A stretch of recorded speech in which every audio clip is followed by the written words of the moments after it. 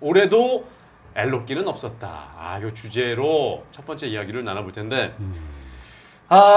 참 많이 설렜었습니다. 왜냐면 KBO가 1982년에 출범한 이후에 지금 엘로끼가 같이 야구한 가을 시즌이 한 번도 없어가지고 네. 올해는 가능한 게 아닌가 네. 그래서 많이 설렜습니다만 결국에는 지난해 챔피언팀 기아는 지금 8위 그리고 롯데는 순위가 이제 내려가서 7위까지 내려가면서 LG 트윈스는 페넌트레이스 우승을 노리고 있는데 남은 두 팀 롯기가 빠지면서 엘로끼의 2025 가을 야구는 함께 이뤄질 수 없는 방향으로 지금 가고 있습니다. 참 많이 좀 안타까운데 이게 참 안 되네요. 한 번도 없었다는 게 좀 전 신기해요. 이게. 진짜로. 예. 한 번도 없었어요. 이 KBO 역사에 있어서. 근데 롯데, 기아 같은 경우는 지난해 뭐 우승팀인데 그렇죠. 이렇게 좀 8위까지 좀 내려간 것도 좀 너무 안타깝고 롯데는 사실 3위를 뭐 굳건히 지키고 있었는데 한 달 보름 전만 하더라도 뭐 95% 가려고 한다고 했는데 이렇게까지 좀 추락을 했습니다.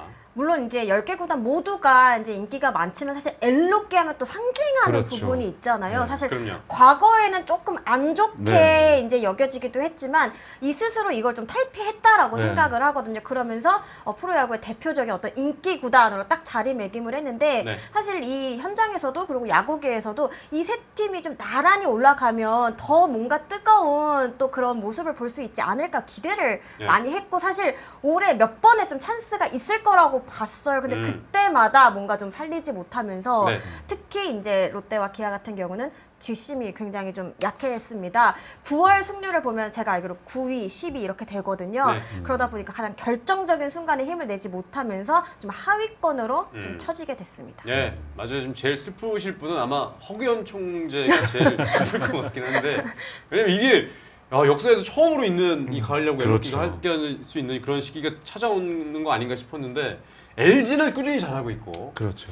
근데 일단 뭐 LG 트윈스 얘기부터 좀 먼저 드리자면 LG 트윈스 같은 경우는 2000년대 들어서 꾸준히 가을 야구를 지금 하고 있더라고요. 맞습니다. 그러니까 계속 꾸준하게 지금 하고 있는 상황이고 사실 이제 기아 타이거스 같은 경우는 지난해 우승팀이잖아요. 네네네. 그러니까 제가 알기로 10개 팀이 만들어진 이후에 지난해 챔피언 팀이 순위상으로는 가장 큰 폭으로 지금 떨어진 그런 좀 불명예스러운 기록을 세우게 됐으니까 사실 이제 시즌 초반 들어갈 때는 당연히 작년 챔피언팀인데 네. 올 시즌 가을 야구 못 가? 이거 상상하기 어렵거든요. 그러니까 설마 못 가겠어? 예. 네. 그리고 이제 아까 말씀하신 바와 같이 롯데 같은 경우도 불과 한 달 반 전만 해도 굳건하게 3위를 어느 정도 여유를 가지고 지키고 있었기 때문에 최초로 엘로끼가 가을 야구 하는구나 라고 생각을 했었습니다만 그 일이 이루어지지 않았어요. 그러니까요. 예. 기아 타이거즈가 8위로 시즌 끝나게 되면 역대 두 번째 우승팀이 그 다음에 8위를 차지하는 팀이 된다고 하는데 이게 과거로 보니까 96년에 오비베어스가 한번 네. 그런 적이 있었다고 아, 하더라고요. 예. 95년에 우승하고 네.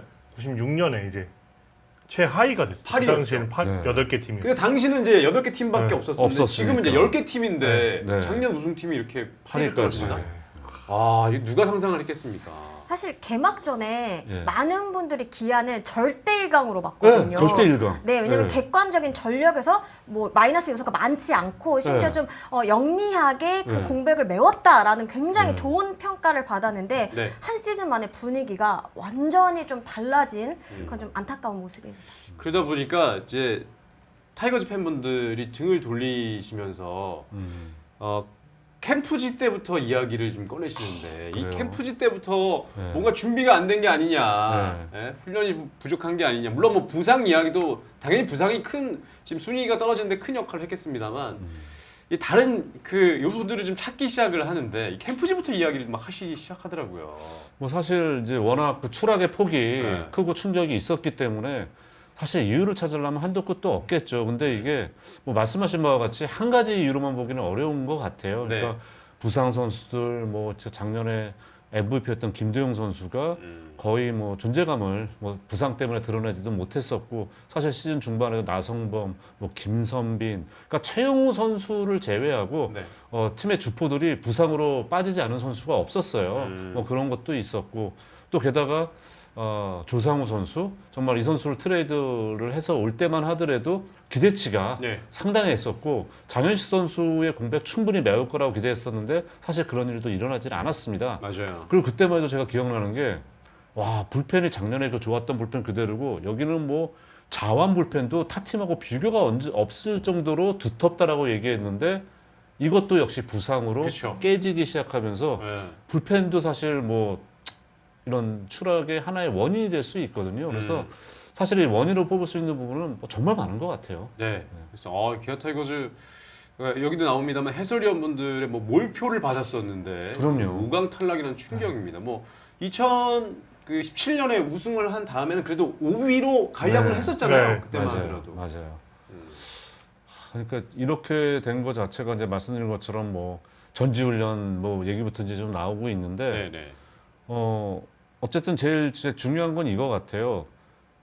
아직도 이제 이 멤버들이 내년에 가는데 물론 그래서 가능성 보이는 젊은 선수들도 있고 또 성장한 선수들도 있어요. 뭐 오선호 같은 선수도 성장을 했고 이제 이런 부분을 어떻게 추스려서 그러니까 이번에 지금 뭐 방금 전에 롯데 저희 뭐 이제 얘기도 조원호 코치를 통해서 반내나는 훈련 시킨다는데 이번에 성적이 좀 기대에 못 미친 팀들은 지금 전부 다 마무리 훈련할 때 선수 잡는다. 뭐 이런 각오가 사방에서 얘기 들리거든요. 그러니까요. 네, 그래서 저희가 그때 이 마무리 훈련이 그렇게 내년까지 연결이 얼마나 될지 이게 효용론까지 말씀을 드렸었는데 네.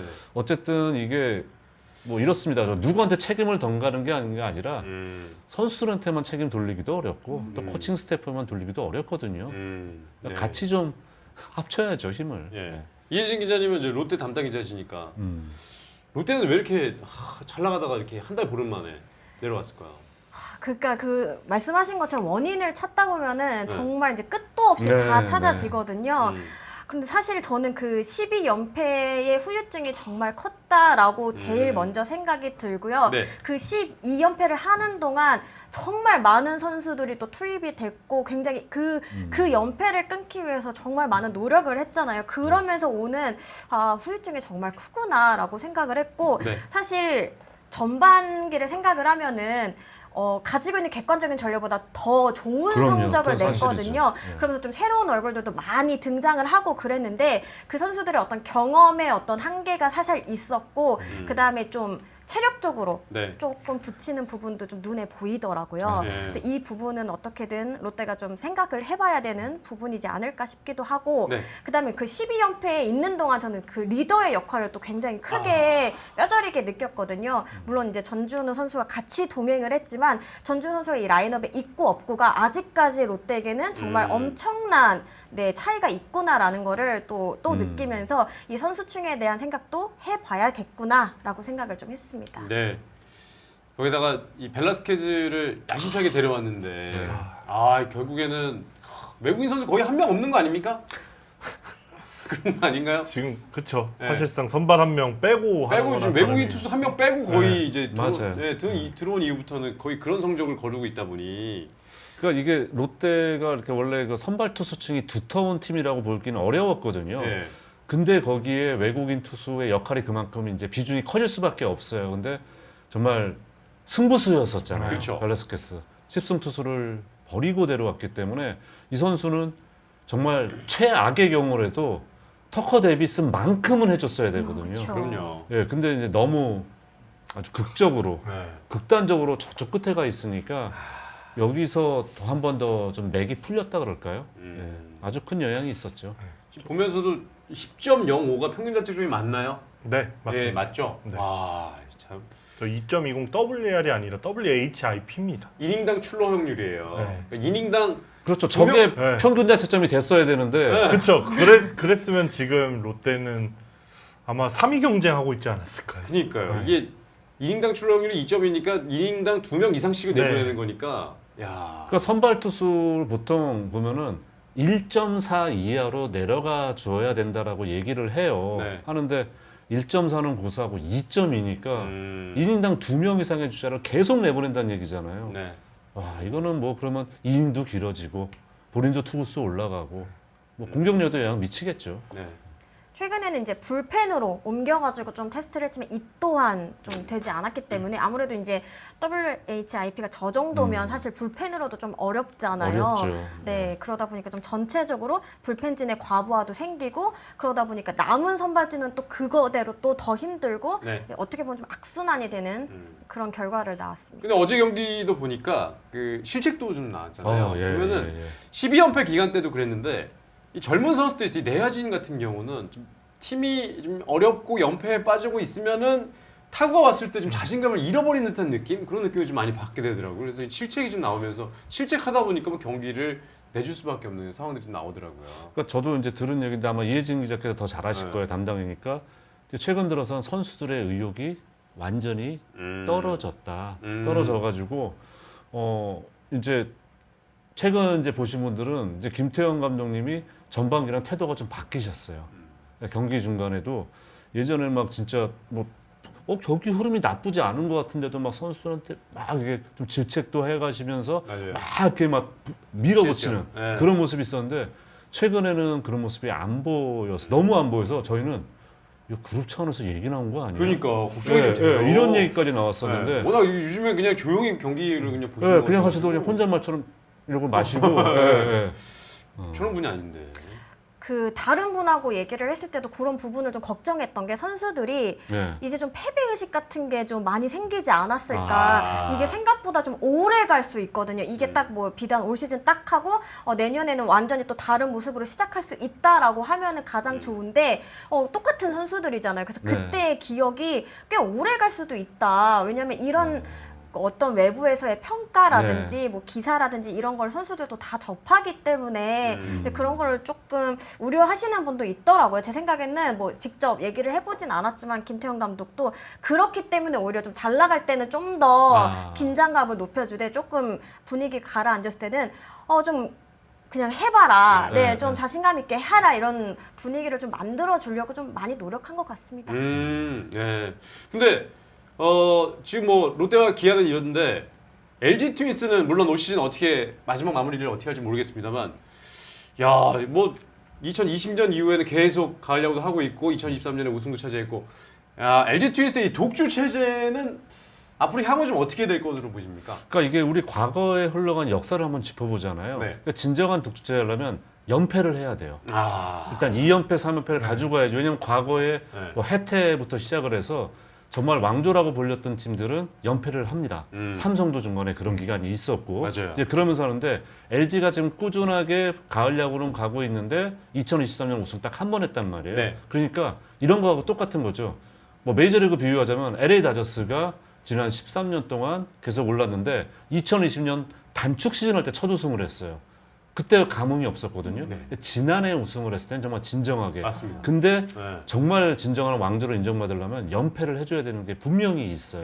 그런 부분이 있기 때문에 물론 이제 지난해는 기아한테 우승을 내주긴 했습니다만 LG 트윈스가 올해 만약에 다시 왕좌에 오른다. 네. 그럼 3년 사이에 2번 우승했다. 그쵸. 그러면은 어느 정도 시각이 바뀌겠죠. 네. 그래서 연패를 좀 해야지 진정한 뭔가 좀 예.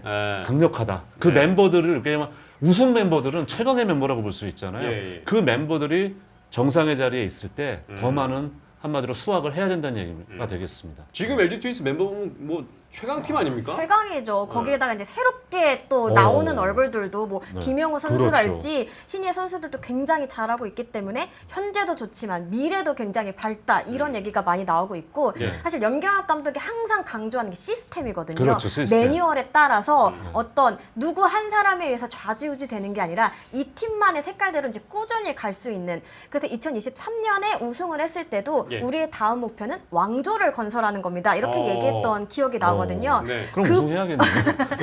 그 부분을 사실 올 시즌에도 저는 어느 정도 좀 실현을 해가고 있다라고 생각을 했거든요. 왜냐면 LG 같은 경우에도 전반기에 부상 선수들이 꽤 있었어요. 네. 근데 그럼에도 불구하고 굉장히 전체적으로 봤을 때는 어느 한쪽에 과부 없이 잘 관리가 됐다라고 생각을 하고 이 후반기에 딱 이제 딱 시동을 거니까 그대로 속도를 네. 확 올리는 그런 모습을 보여주면서 LG가 정말 강하구나. 저도 한번 느꼈던 것 같습니다. 예.